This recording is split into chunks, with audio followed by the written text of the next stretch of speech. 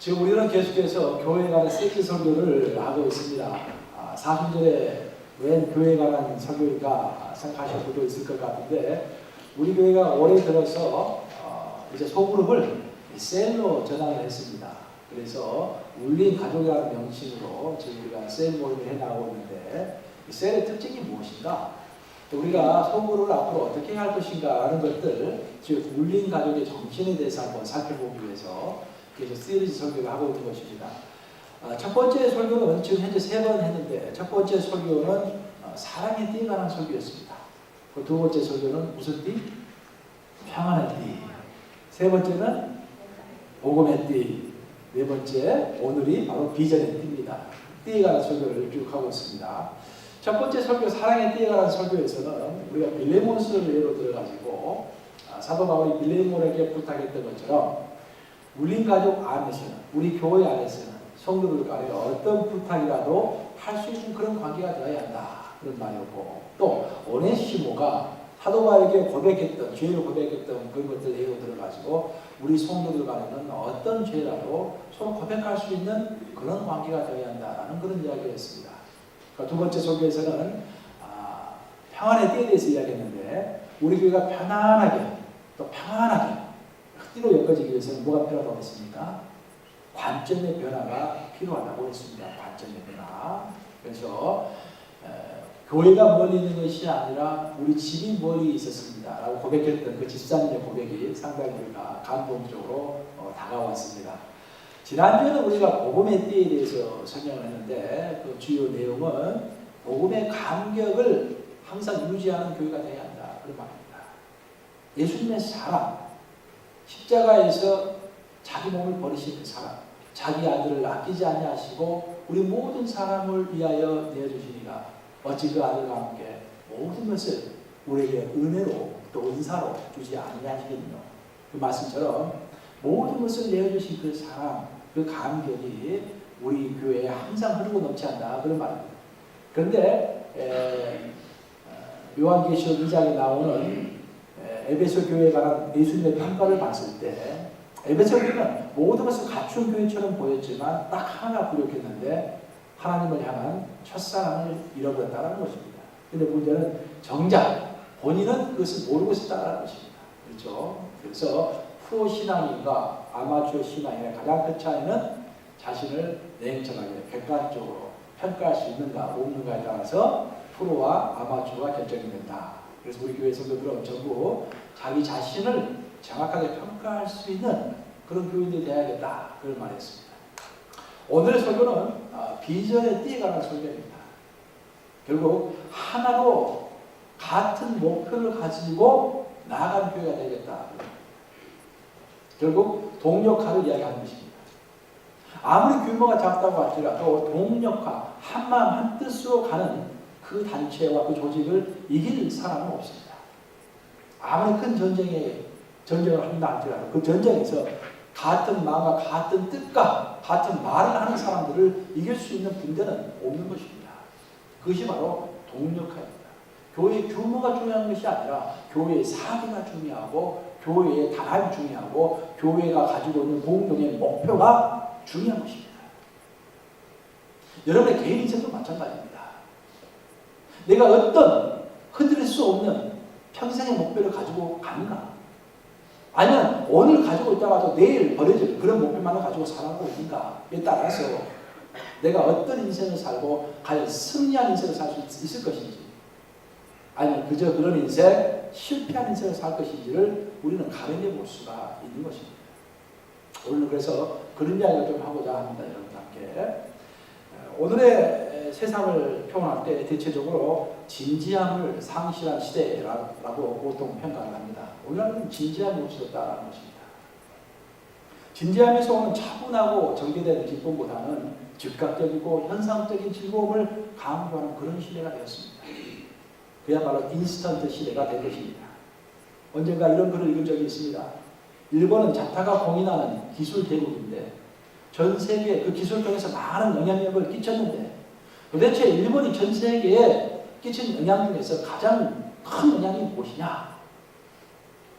일본 하면 가장 먼저 생각나는 것이 소니사가 만든 워크맨이 가장 먼저 생각나고, 또 그 이후는 반도체가 한참 반도체 나라가 굉장히 발전을 했고, 그 다음에는 이 자동차 산업이 굉장히 발전했고, 그 다음에 조선 산업, 그런 것들로 해가지고 전 세계를 휘어잡았던 나라가 바로 일본 아닙니까? 그래서 일본이 도대체 어떤 것을, 특별히 어떤 것을 가지고 전 세계에 가장 많은 영향을 미쳤는가? 근데 놀랍게도 그런 자동차나 반도체나 조선 뭐 그런 게 아니라 가라오케가 그 일본의 가장 큰 영향력이었다라는 것입니다. 그래서 도대체 무슨 말입니까? 왜 가라오케가 일본의 가장 큰 영향력일까? 그 일본 문화가 전 세계에 미친 영향 중에서 가장 큰 게 가라오케라는 것입니다. 왜냐하면 일본뿐만 아니라 우리 한국, 또 동남아시아, 이 유럽에까지, 또 미국에까지 이 가라오케가 퍼져나가는 것을 보면서 일본 문화가 굉장히 크게 전 세계를 변화시켰는데, 가라오케가 세상의 문화를 가장 변화시킨 그 기반은 뭐냐면은, 원래 동양에서의 술자리, 이렇게 한국이라든지 일본이라든지 동양에서의 술자리, 그 사람 간의 만남은 주로 진지한 대화를 위한 그런 만남이었습니다. 그렇죠? 우리가 또 강단에서 술 이야기하니까 좀 이상한데 우리가 술 한잔하고 어렸을 때 술 왜 마십니까? 술이 맛있어서 마십니까? 물론 그런 사람도 있겠죠. 알코올 중독자들은 그러겠죠. 보통 술 마신다고 하는 것은 술을 매개체로 해서 우리가 평상시에 할 수 없었던 이야기들을 진지하게 나누고자 하는 그런 의도에서 술을 한잔 하는 것이고, 또 그런 의도에서 차 한잔 하는 거 아니겠습니까? 뭐 차가 맛있어서 마시는 게 아니라. 그런데 이게 진지한 대화의 문화가 가라오케가 들어오면서 잔치마당이 되었다는 것입니다. 더 이상 대화할 필요가 없이 소리 지르면서 노래 부르고 즉각적이고 말초적이고 감각적인 그 즐거움을 추구하는 그런 문화가 되었다는 것입니다. 그래서 일본 문화가 전 세계에서 진지한 대화 문화를 파괴하고 말초적이고 감각적이고 즉각적인 그런 문화를 형성하게 됐다는 것입니다. 이런 현상은 세상뿐만이 아니라 우리 교회에도 오늘날에도 그대로 적용이 되고 있습니다. 오늘날의 교회는 언제부턴가 진지함을 상실하는 교회가 됐습니다. 참 여러분들 생각하셔야 돼요. 우리는 모든 것을 과연 우리가 한마디 하는 것, 우리가 하나 행동하는 것, 우리가 뭐 하나 생각하는 것이 과연 성경적인가? 또 성경의 방식으로 하고 있는가? 과연 하나님께서 기뻐하시는 것인가? 사람이 기뻐하는 것이 아니라, 사람이 평가하는 것이 아니라 하나님이 하신 말씀이고 하나님이 기뻐하시고 우리 예수님이 함께 하시고 우리 예수님이 가르쳐주시는 것이니까 그런 것이 항상 기준이 되어야 하는데, 우리 교회가 오늘날 이 사람의 평가와 사람의 문화가 너무 깊숙이 들어오다 보니까 예수님의 평가와 예수님의 그 정신에서 흘러나오는 진지함이 많이 없어져 버렸다, 그런 말입니다. 너무 가볍고 너무 세상적이어서 도무지 신비함이나 엄숙함이 도저히 느껴지지를 않는 것입니다. 아시다시피 한국에서는 지금 천주교는 계속해서 매년 성장을 하고 있는 추세입니다. 반면에 우리 개신교는 솔직하게 이야기해서 지금 성장이 둔화됐을 뿐만 아니라 지금 마이너스 성장을 계속해서 해나가고 있습니다. 그래서 개신교에 있다가 천주교로 옮기는 사람들이 지적하고 있는 교회의 문제점들이 있는데, 가장 큰 문제점은 한마디로 말해서 이 개신교가 너무 가볍다라는 것입니다. 물론 이 개신교에서 천주교로 옮겼다라는 것은 이 신앙에 문제가 있습니다. 이로 그 기본적인 교리를 잘 모르기 때문에 그런 현상을 이제 그런 분들이 옮겨 다니는데, 교리를 제대로 알면 옮겨갈 수가 없죠, 사실. 그런데 어찌됐든 우리가 반성해야 할 것은 이 개신교에 있다가 천주교로 옮겨간 사람들이 하는 소리가 뭐냐면 개신교는 너무 가볍다는 거예요. 신앙의 생활 형태도 가볍고 예배의 방식도 너무 가볍고 사람을 서로 평가하고 서로 살아가는 방식조차도 너무 가볍다는 것입니다. 너무 세상적이고 너무 인간주의의 방식이다, 그런 말입니다. 물론 개신교의 본질에 있어서 문제가 있다는 말이 아니라 그 형식에 문제가 있다는 말이기 때문에 우리가 뭐 절망할 필요는 없습니다. 하지만 우리는 지금부터라도 그런 의견들을 잘 청취하면서 과연 우리 교회의 신앙생활이, 또 내 개인의 신앙생활이 우리 예수님의 방식이고 예수님이 기뻐하시는 방식인가? 정말 진지하게 해나가는 방식인가? 아니면 아무 기준이 없이 세상의 것을 그대로 교회에 갖고 와서 내 스스로 판단하고 내 스스로 부르짖고 하면서 좌우로 우로만 치우치면서 가는 그런 신앙인가를 한번 진지하게 살펴볼 때가 되었다고 하겠습니다. 이런 의미에서 오늘 본문은 우리에게 아주 많은 통찰력을 주는 그런 대목입니다. 아주 우리에게 통찰력을 많이 주는 대목입니다. 아시다시피 이 고린도 교회는 유명한 교회였습니다. 어떻게 유명했습니까? 아주 유명한 교회였습니다.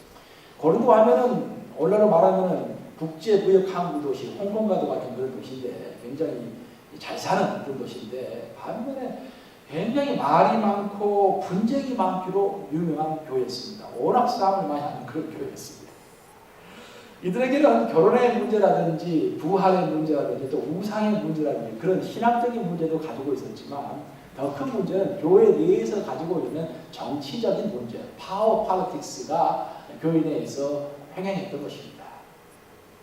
교회는 아까 제가 말씀드린 것처럼 하나가 되어야 하는데 같은 목표를 가지고 나아가야 하는데 고린도 교회는 바울파, 아볼로파, 베드로파, 예수파 이렇게 네 파로 나눠가지고 서로 싸웠던 거예요. 대부분의 성도들은 사도 바울이 1년 6개월 동안 고린도에 머물면서 교회를 단단하게 세웠기 때문에 그래도 우리가 바울 사도를 우리의 담임 목사로 생각해서 따라야 한다라고 대부분의 사람들이 생각했습니다. 하지만 다른 사람들은 이 바울이 말하는 것이 상당히 어눌했어요. 말을 잘 못했습니다. 그래서 바울이 말하는 것이나 가르치는 것이 너무 쉬운지가 않다. 반면에 아볼로는 굉장히 똑똑한 사람이에요. 웅변수에 능했던 사람이고 지식이 많았던 사람이에요. 그래서 역시 아볼로다 해가지고 아볼로파가 되셨던 거예요.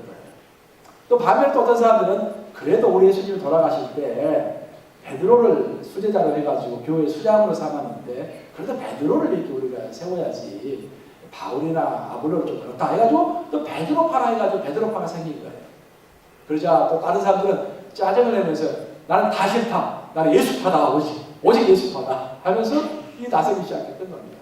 그래서 교회가 네 파로 나눠가지고 서로 싸우면서 분열 현상을 맞이하게 됐던 것입니다.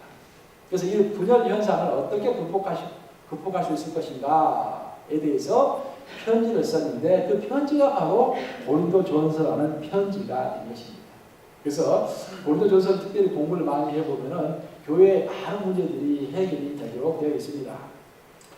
고린도 교회의 분쟁을 해결하기 위해서 사도 바울이 제시하고 있는 첫 번째 해결책은 같은 말, 같은 마음, 같은 뜻입니다. 따라서 해보시겠습니다. 같은 말, 같은 마음, 같은 뜻. 그 한마디로 요약하면 같은 목표를 가지라 그 말입니다. 여러분, 목표를 가지는 것이 중요해요. 목표도 공동의 목표, 교회의 목표를 같이 가는 것이 중요해요. 공동의 목표를 진지하게 받아들이는 사람은 자신을 죽일 수 있는 사람이에요. 공동의 목표, 교회의 목표와 예수님께서 교회에 주신 목표를 진지하게 받아들이지 않기 때문에 교회로부터 힘들어지고 교회로부터 멀어지게 되는 것입니다. 그리스도 안에서 어떤 목표를 가진다는 것은 지극히 성경적입니다. 여러분 꼭 아셔야 돼요. 그리스도인은 성경적으로 살아야 하기 때문에 성경의 가르침 따라하는데 그리스도 안에서 목표를 간다는 것은 그것이 인생의 목표가 됐든지 교회의 목표가 됐든지 목표를 간다는 것은 지극히 성경적이다라는 말입니다. 우리 한번 예를 들어봅시다.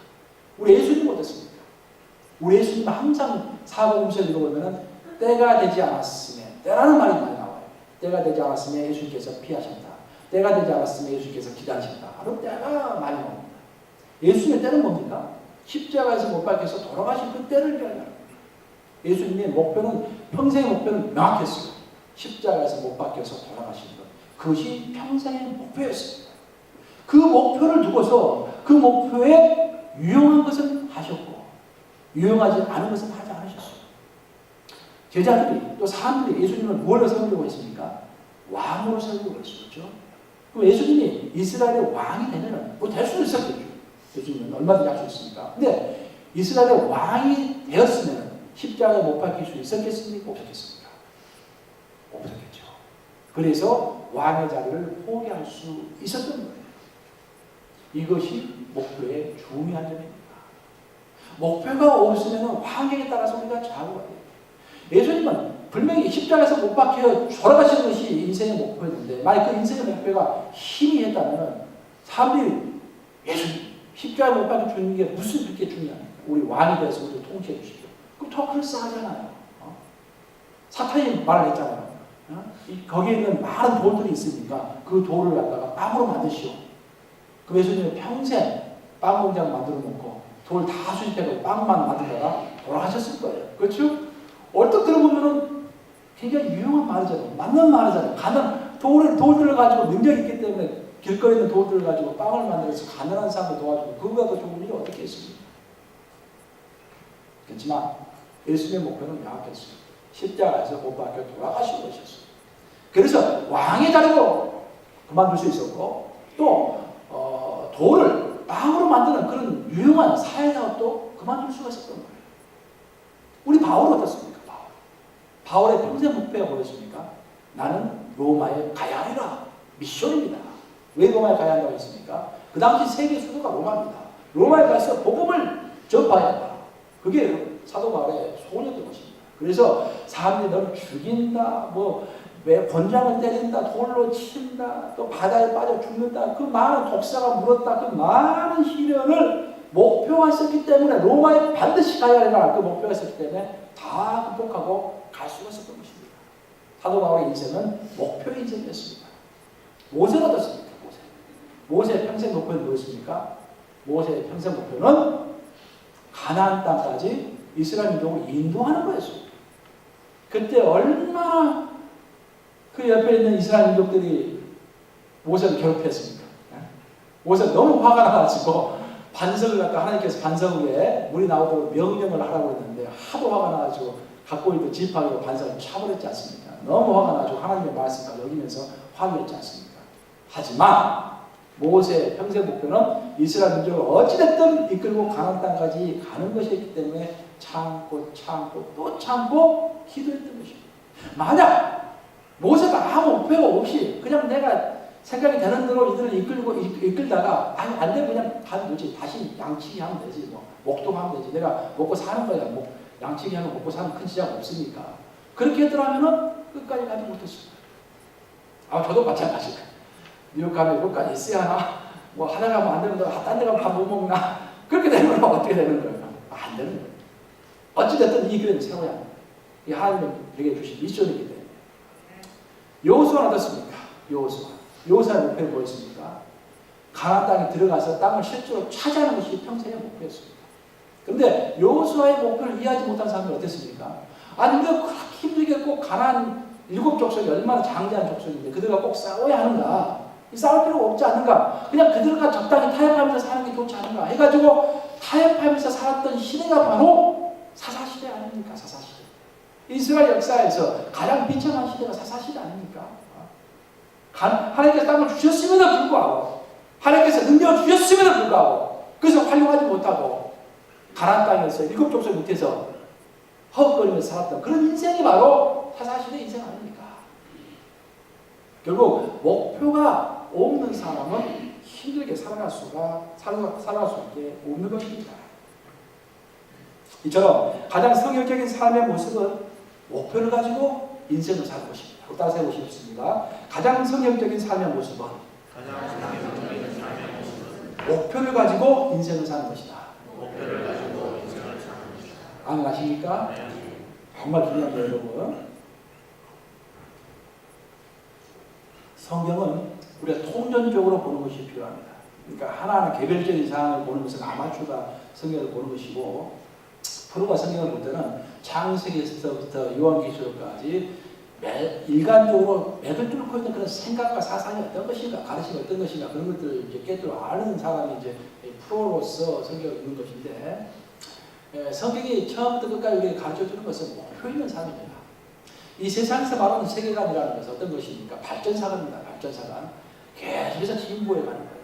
어제보다는 오늘이 낫고 오늘보다는 10년 후가 더 낫고 10년 후가 100년 후가 더 낫고 끊임없이 인류는 발전해 간다. 그게 진화사상이고 진보사상입니다. 하지만 우리 성경은 그렇게 말하지 않습니다. 시작이 있으면 뭐가 있다? 마지막이 있다. 창세기는 시작이지만 요한계시록은 마지막인 것입니다. 새하늘과 새 땅이 내려오기 전에 이 땅은 다 불로서 멸하게 되어 있는 것입니다.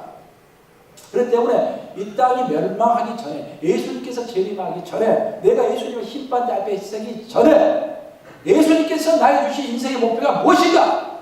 또 교회를 향해서 이루시기로 원한 것이 무엇인가? 그래서 내가 깨달아가지고 그 목표를 가지고 실천해가는 삶이 바로 가장 성경적인 삶이라는 것입니다. 그런 목표가 없기 때문에 자꾸 흔들리는 것이고, 목표가 없기 때문에 인간적인 소리를 하는 것이고, 그 목표가 없기 때문에 불평하는 것입니다. 목표가 있어야 합니다. 우리는 그리스도 안에서 인생의 목표뿐 아니라 교회의 목표도 가져야 합니다. 우리 하나님은 우리 개인을 하나님 앞으로 부르셨지만 동시에 우리를 교회의 일원으로 우리를 하나님 앞으로 부르십니다. 그래서 우리는 개인의 목표도 가져야 되고 동시에 교회의 목표도 가져야 하는 것입니다. 우리가 그리스도 안에서 교회의 목표를 가질 때 우리는 우선 무엇보다도 같은 말을 하게 되겠습니다. 그러니까 오늘 같은 뜻이잖아요. 우리가 교회에 관한 목표를 가질 때, 공동의 목표를 가질 때 무엇보다 우리는 같은 말을 하게 되겠습니다. 같은 말을 한다는 것이 무슨 뜻인가? 이 같은 말을 한다는 것은 본문에서 말하는 같은 말이라는 것은 외부를 향해서, 즉 세상을 향해서 우리가 성도들이 거의 똑같은 말을 할 수 있다는 것입니다. 그런 수준이 돼야 한다. 자, 예를 들어봅시다. 어떤 사람이 뉴욕 가는 어떤 교회요? 라고 물어본다면 우리 성도들 대부분이 우리 교회는 이러이러한 교회입니다라고 대부분 비슷하게 말을 할 수 있는 수준이 돼야 한다. 그런 말이에요. 그게 같은 말이에요. 여러분 주보를 보시면 주보 제일 뒷페이지, 제일 뒷장 맨 위에 보세요. 주보 제일 뒷장 맨 윗칸을 보시면 우리 교회 비전 선언문이 거기 나오고 있습니다. 이 비전 선언문 중에서 우리가 당신의 교회가 어떤 교회라고 물어본다면 이 비전 선언문을 가지고 우리가 좀 설명할 수 있어야 돼요. 또 아니면 우리는 모이면 훈련하고 흩어지면 영혼 훈련합니다. 우리는 영원한 세상을 바라보면서 질적인 기회에서 잔에 헌신하는 겁니다. 양쪽 있잖아요. 이런 말을 할 수가 있어야 되고.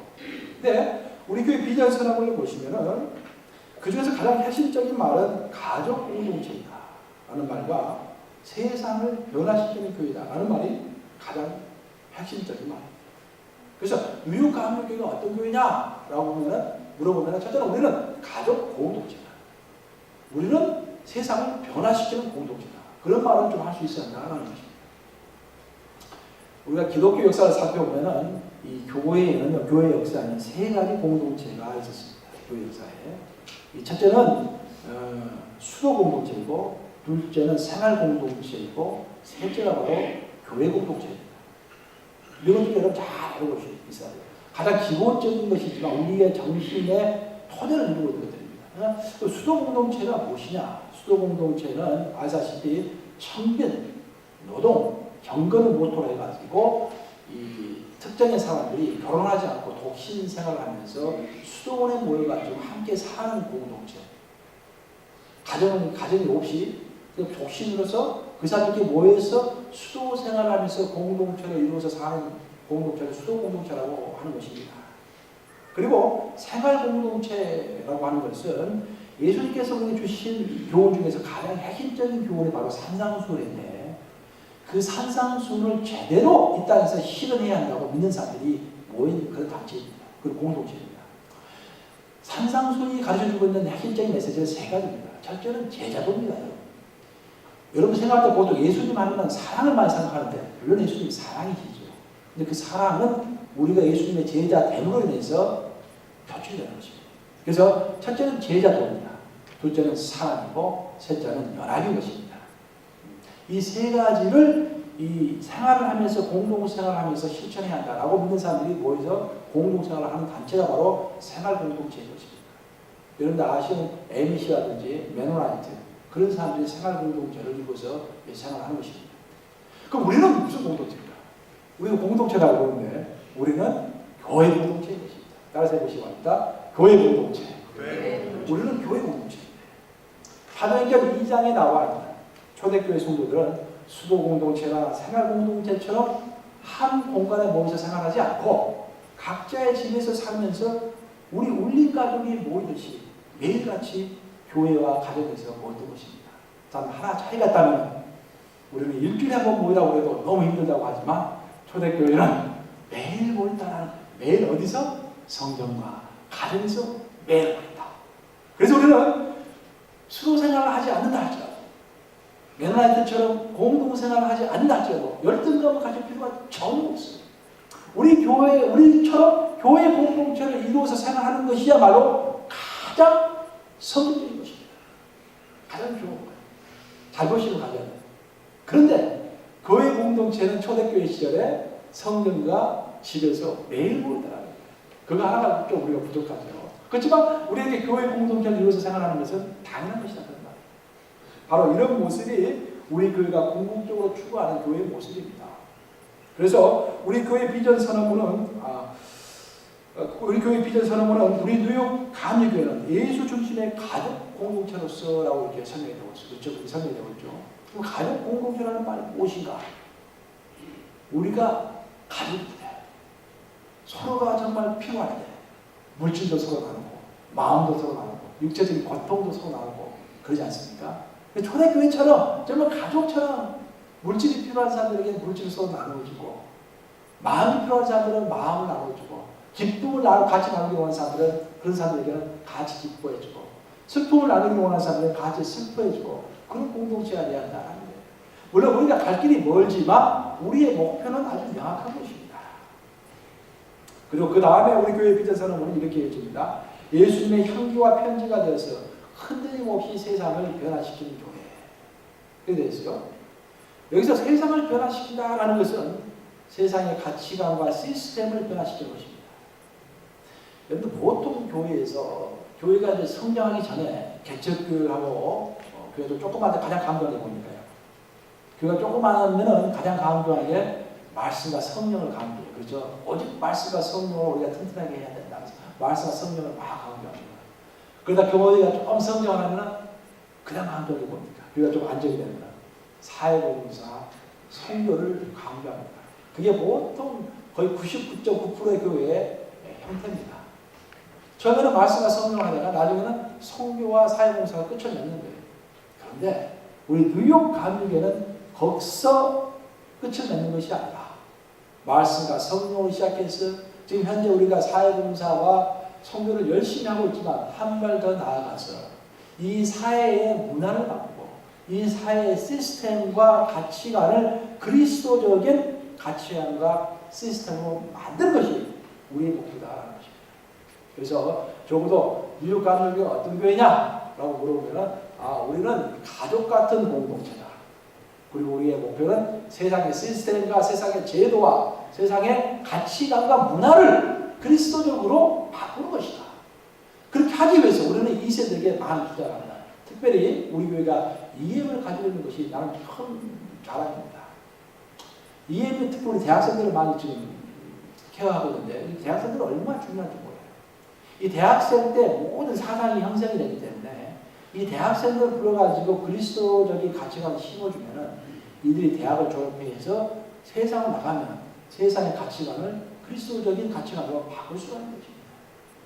그래서 우리 교회는 그런 것들을 추구하는 교회다라고 이제 첫 번째 이야기할 수 있겠습니다. 그리고 오늘의 본문에서 사도 바울이 두 번째로 고린도 성도들에게 촉구했던 것이 바로 같은 마음을 가지라는 것입니다. 같은 말, 같은 마음, 같은 뜻인데 두 번째 같은 마음입니다. 이 마음은 영어로 번역을 하면 마인드입니다. 마인드. 하트가 아니라 마인드를 얘기해요. 마인드. 그러니까 이것을 한국말로 번역해 본다면 같은 생각, 같은 이해, 같은 관점, 같은 생각의 틀 그런 것들을 가져야 한다는 거예요. 이런 면에서 우리 교회는 열린 복음주의를 추구한다고 할 수가 있겠습니다. 설명하자면 굉장히 길어지는데 간략하게 설명하자면 우리의 마인드셋은 또 우리의 마인드, 우리의 생각의 틀은 첫째는 성경이 철저하게 하나님의 말씀이라고 믿는 겁니다. 두 번째는 이 성경 말씀을 믿지 않는 자들에게 전파하고 예수님의 십자가의 도를 이 세상에 알리는 것이 우리의 가장 급선무다라고 믿는 것이 복음주의인 것입니다. 근데 우리는 복음주의를 하되 열린 복음주의를 하는 거예요. 어떤 사람들이 그렇게 이야기를 해요. 아니 목사님 우리는 교회인데 하나님의 자녀들인데 세상과 섞이면 어떻게 하는데 세상과 분리돼야죠. 세상과 분리되는 게 거룩 아닙니까? 그래서 반은 맞고 반은 틀린 말이에요. 우리 예수님은 뭐라고 했습니까? 물론 레이기에서는 세상과 구별되어 가지고 거룩을 유지하라고 했죠. 거룩, 홀리네스는 separation입니다. 다르게 설명하셨어요. 너희가 어디에 빛이다? 세상의 빛이다. 그냥 우리 혼자 빛을 촛불을 켜놓고 있으면 아무 필요 없다. 세상으로 나가서 어두워져 있는 세상에 나가서 촛불을 켜야 한다. 그래서 우리는 세상으로 나가서 열린 복음주의자가 되어서 세상을 외면하지 않고 세상에 나가서 세상을 밝힌다. 라는 그런 생각을 가지고 있는 것이 우리 뉴욕감리교회인 것입니다. 그래서 같은 말, 같은 마음한테 같은 마음은 열린 복음주의라고 생각하면 되겠습니다.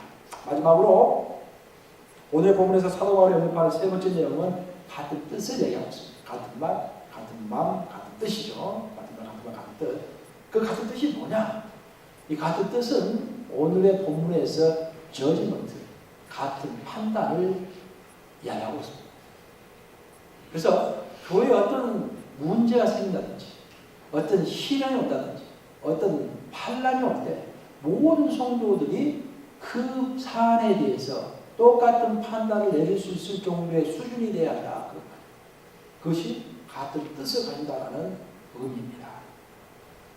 많은 교회들이 가끔씩 큰 시련을 겪는 이유는 어떤 사건이나 도전을 만날 때 같은 판단을 내리지 못하고 서로의 의견이 나누어지기 때문에 문제가 생긴 것입니다. 그렇죠?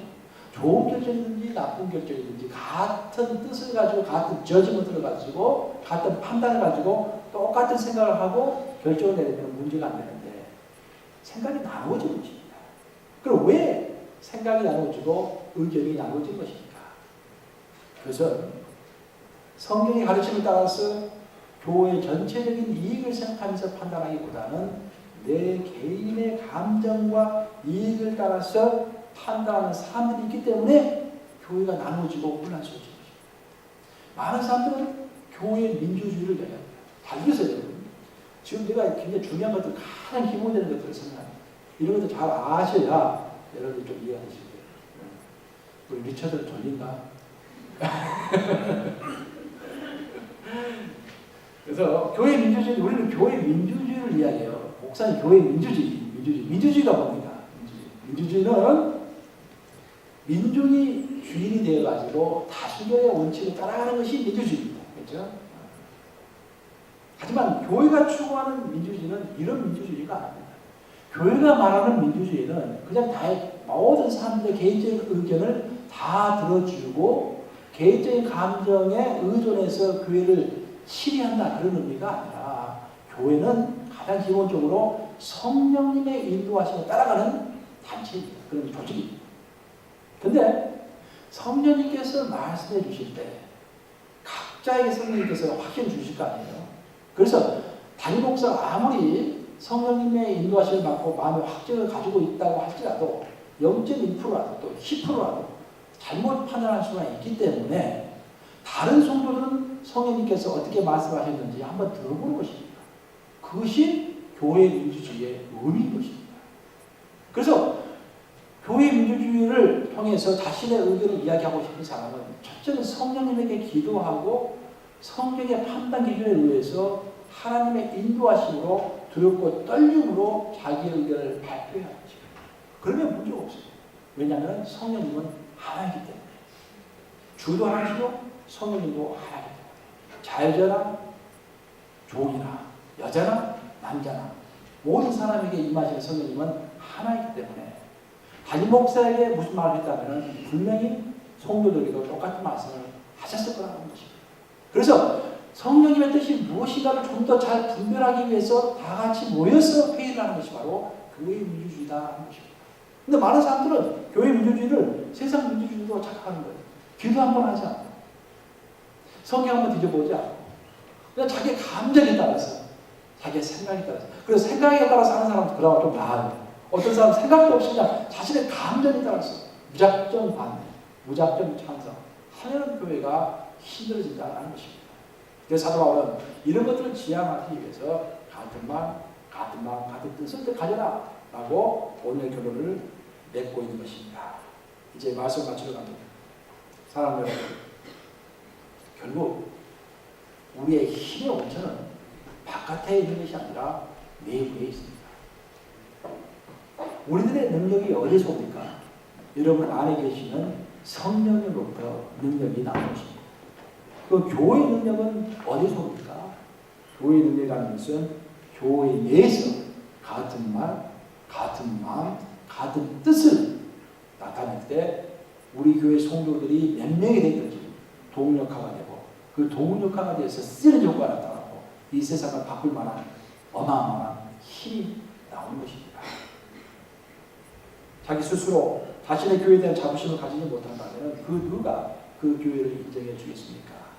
같은 말, 같은 마음, 같은 뜻은 교회 성도들이 자신이 속한 교회의 목표와 조직 그리고 신앙 노선을 얼마나 진지하게 이해하고 있는가와 비례할 것입니다. 베트남의 지도자였던 호진이는 물론 공산주의의 지도자지만 세계적으로 존경받는 지도자입니다. 그는 죽었을 때 정말로 검소하게 죽었다고 증명이 되고 있습니다. 근데 그 베트남의 지도자였던 호진이는 평생 동안 결혼하지 않았습니다. 그래서 기자가 물었다고 합니다. 아니 왜 평생 동안 결혼하지 않았습니까? 그때 그는 이렇게 대답했습니다. 베트남과 결혼했는데 또다시 결혼할 이유가 뭐 있겠습니까? 여러분, 우리에게는 바로 이런 헌신의 정신이 필요한 것입니다. 첫째는 목표를 찾아야 합니다. 여러분의 개인의 삶에 있어서 평생을 두고 살아갈 만한 목표를 찾으시고 목표가 없기 때문에 경제가 좀 힘들어지면 아우성을 하고 자식 문제 생기면 또 아우성을 하고 남편과 문제 생기면 아우성을 하고 그렇게 잘 오면 아이고 다 괜찮다 교회 가기 싫다라는 그런 말이 나오는 것입니다. 목표를 찾으시고 또 교회 목표도 찾아야 것입니다. 그리고 호재님이 결혼하지 않고서라도 평생 동안 헌신했던 것처럼 자신의 개인의 목표, 하나님 앞에서 세운 개인의 목표와 교회의 목표에 헌신이 하는 것입니다. 하나님과 결혼하여서 그분과 하나가 되고 교회와 결혼해서 내 마음이 온전히 교회와 하나가 되고 또 단임 목사와 연합해서 단임 목사와 연합하는 것이 여러분 정말 중요합니다. 왜냐? 이 교회는 하나님께서 단임 목사를 통해서 치료하기 때문에 여러분들 단임 목사와 연합해야 하는 것입니다. 단임 목사 연합해서 하나님이 주신 비전으로 하나가 될 때 바로 그때 여러분의 희망은 헌신할 수 있는 구체적인 자리를 찾을 수가 있는 것입니다. 이 말을 명심하시므로 같은 말, 같은 마음, 같은 뜻을 가지고 이 세상을 그리스도의 가치관으로 능히 변화시키는 여러분들 되시기를 우리 주님의 이름으로 축복합니다. 살아계신 주님, 이 시간 여러 가지 이야기를 나누었지만 아버지 우리에게 무엇보다도 인생의 목표를 생각해 보게 하시고 교회의 목표를 생각해 보시게 하시니 감사합니다. 우리가 같은 말, 같은 마음, 같은 뜻으로 교회의 목표를 붙들고서 하나님 주신 것들을 붙들고서 또 개인에게 주신 것들을 붙들고서 좌우나 우로나 집시하지 않으면서 아버지 뜻을 이루어드리는 그런 일들이 다 되기를 원합니다. 시시한 인생 살지 않는 마시고 아버지 정말 진중한 목표를 찾았어요. 있는 힘을 다해 나갈 때 그 목표를 성취하는 그 자체가 그 과정 자체가 우리를 기쁨이 되게 하시고 감동이 되게 하시고 감격이 되게 해주셔서 정말 세상에서 말하는 시시한 즐거움과 감동을 찾지 않냐고 정말 진지하고 진중한 감동을 추구하는 저희 받을 수 있도록 주여 우리 뉴욕 감독님들 머리머리 위에 축복하여 주시옵소서. 예수 그리스도를 만들어 기도합니다. 아멘.